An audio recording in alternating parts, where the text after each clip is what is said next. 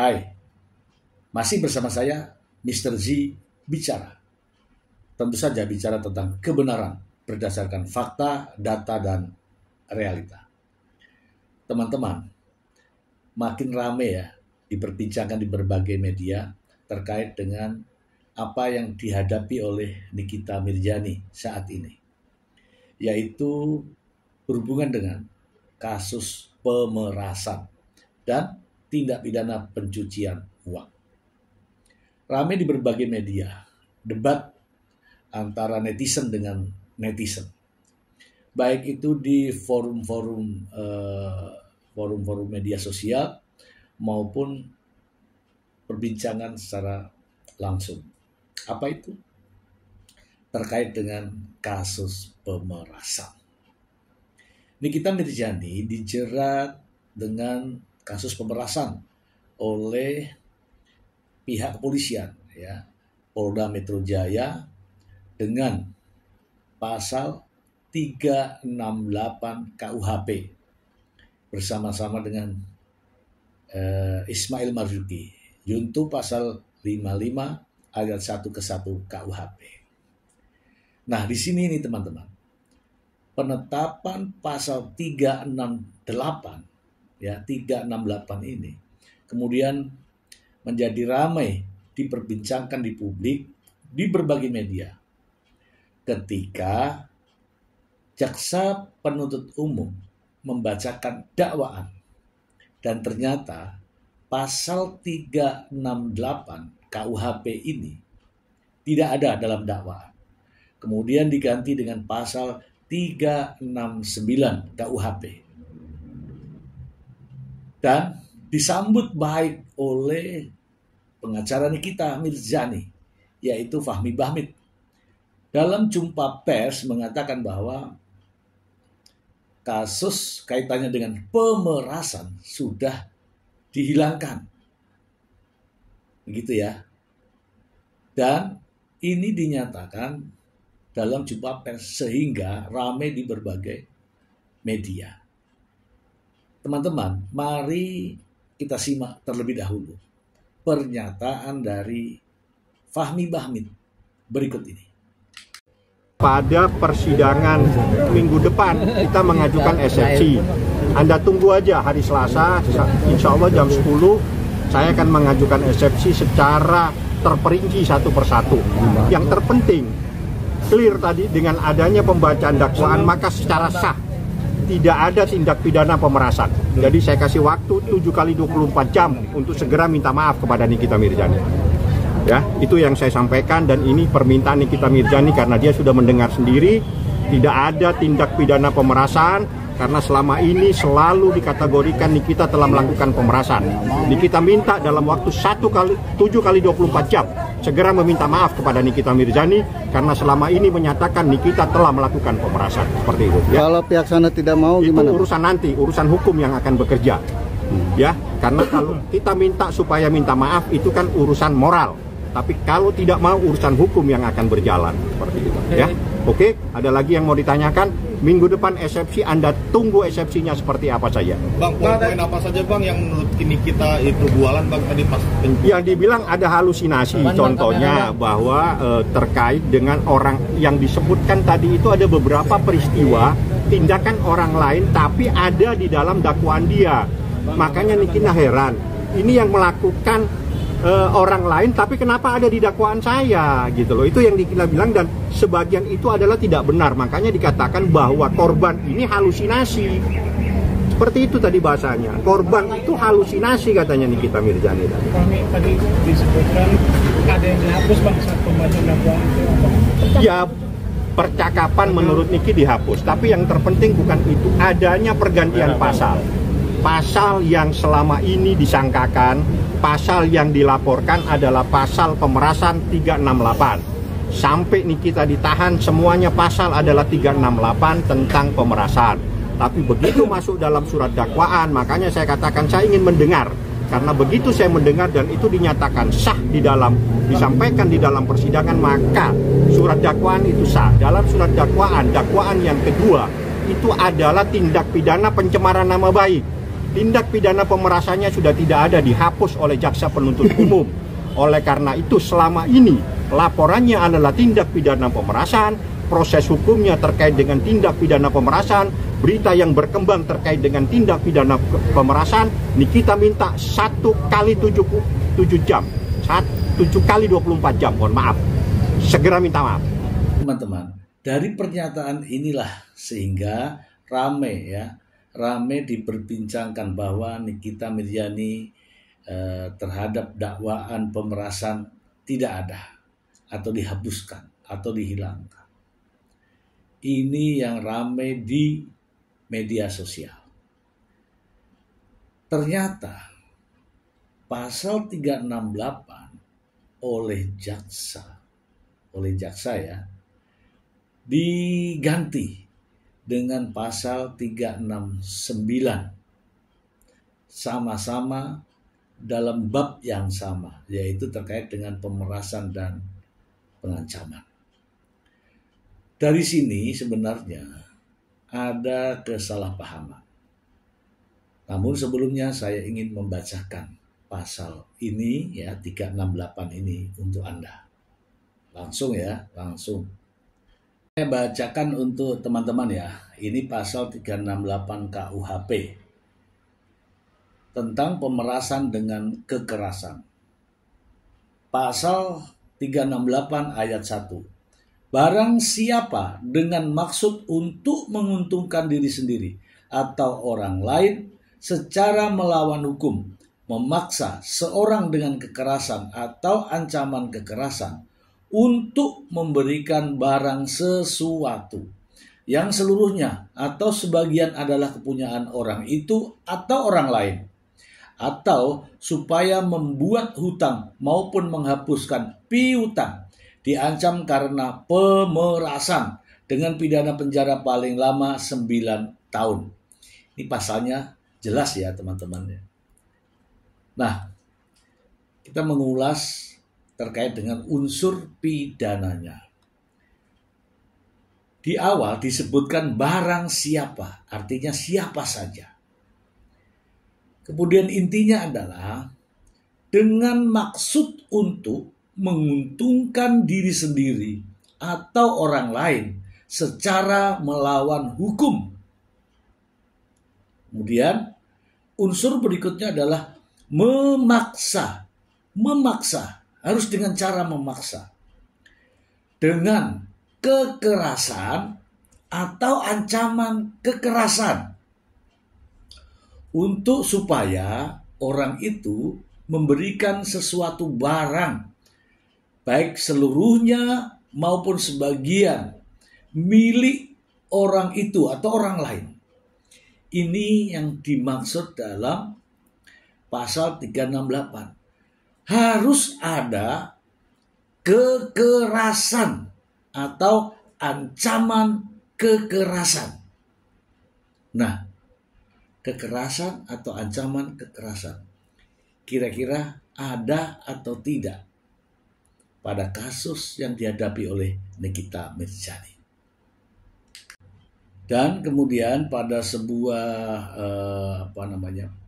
podcast ya atau sebuah konferensi pers, sang pengacara mengatakan bahwa tidak ada dalam pasal 369 terkait dengan kata pemerasan, ya kan?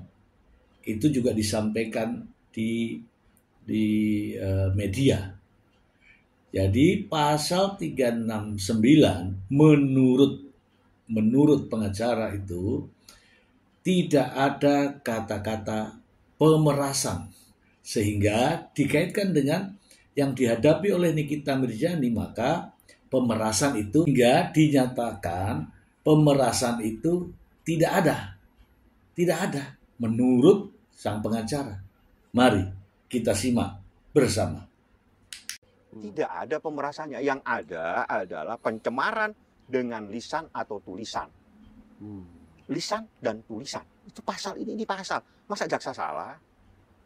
Ini ada. Dan Anda bisa buka di SIPP-nya. SIPP-nya jelas. Berarti yang mereka bilang dua pasal itu pemerasan tapi beda cara? Yang satu Dari mana pemerasan- beda caranya? Mulai kapan ada pasal ditafsirkan oleh orang yang tidak mengerti hukum? Pasal itu dibaca, ya. Setelah itu pasal itu apa unsurnya? Bukan pasal ini terus diterjemahkan bahwa kalau ini adalah seperti ini. Bukan. Pasal itu seperti ini. Nih, mereka yang melakukan, ya, yang menyuruh, berarti orang disuruh melakukan. Yang turut serta melakukan, berarti bersama-sama dia. Itu pasal 55. Ya. Turut serta melakukan perbuatan dengan maksud untuk menguntungkan orang secara melawan hukum dengan ancaman pencemaran baik lisan maupun tulisan. Pencemaran itu P, E, N, C, E, M, A, Jangan R, dieja, A, Bang. N. Mahal waktu Abang, jangan dieja. Bukan. Masih ada pertanyaan, sorry ya. Supaya bisa membedakan tulisan bahasa Indonesia antara pemerasan Ya. dengan pencemaran. Ini bukan saya yang ngetik, ini jaksa. Jangan dieja. Waktu Abang mahal. Masih ada pertanyaan soalnya. Oke. Nah, lalu kemudian kan kemarin Abang bilang harus minta maaf. Itu Iya, terkait karena sama ini. terkait dengan awal dia menyangkakan, melaporkan Nikita melakukan pemerasan.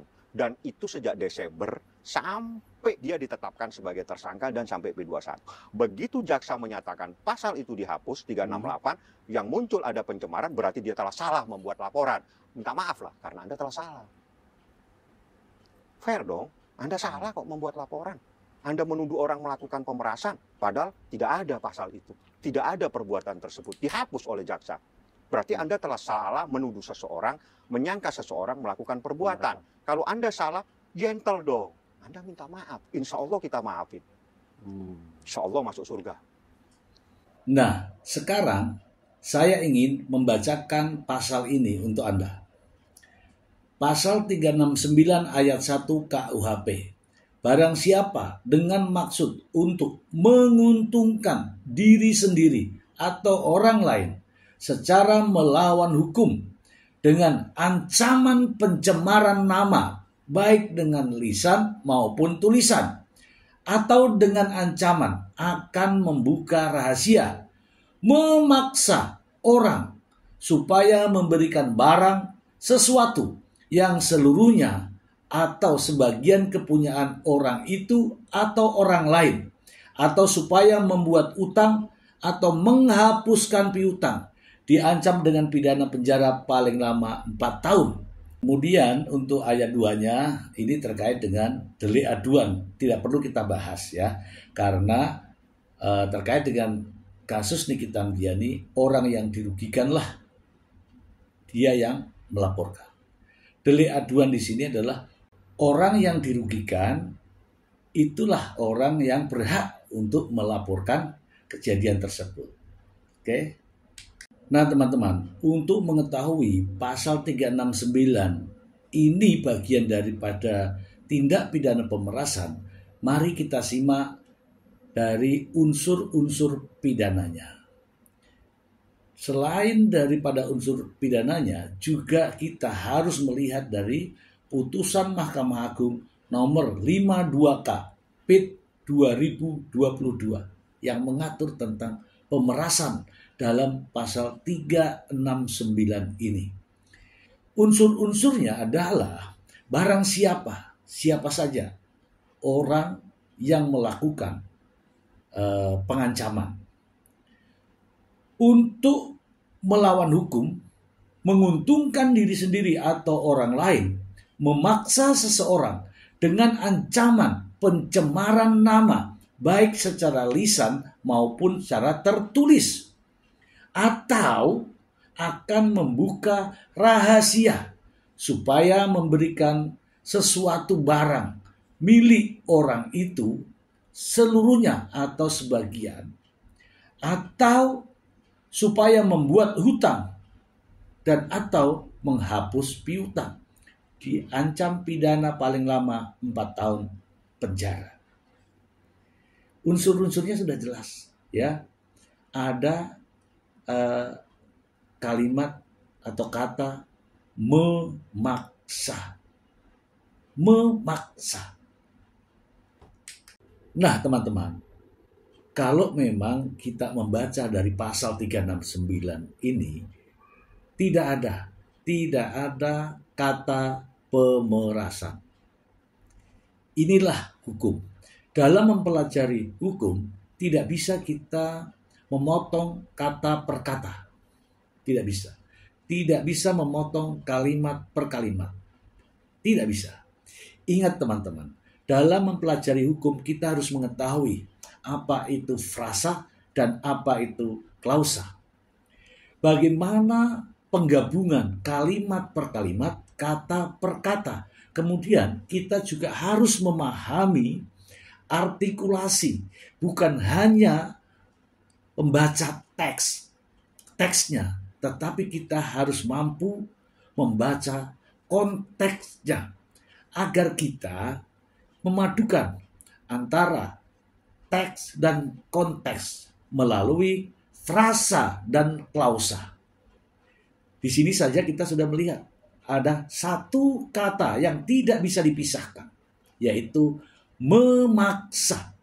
Nah, makna memaksa di sini adalah memiliki artikulasi sama dengan pemerasan, meskipun tidak dengan ancaman kekerasan atau dengan perbuatan kekerasan. Gitu ya teman-teman ya, harus mempelajari frasa dan klausa. Kemudian jangan hanya membaca teks, tetapi kita harus mampu menggabungkan semua ini dalam konteks. Nah teman-teman, terkait dengan pasal 369 ini saya tidak akan membahas terlalu panjang karena jelas ya ini sudah masuk dalam bab 23 terkait dengan pemerasan dan pengancaman. Apabila teman-teman masih juga belum memahami tentang pasal 369 terkait dengan pemerasan, silakan teman-teman membaca putusan Mahkamah Agung nomor 52K/PIT/2022. Ini khusus membahas mengenai pasal 369. Dan saya akan membahas terkait dengan dakwaan terhadap Nikita Milyani. Apakah pemerasan dalam KUHP ini, pasal 369 ini adalah dakwaan utama atau hanya dakwaan alternatif? Kita ketemu pada episode berikutnya. Semoga bermanfaat. Terima kasih. Bye.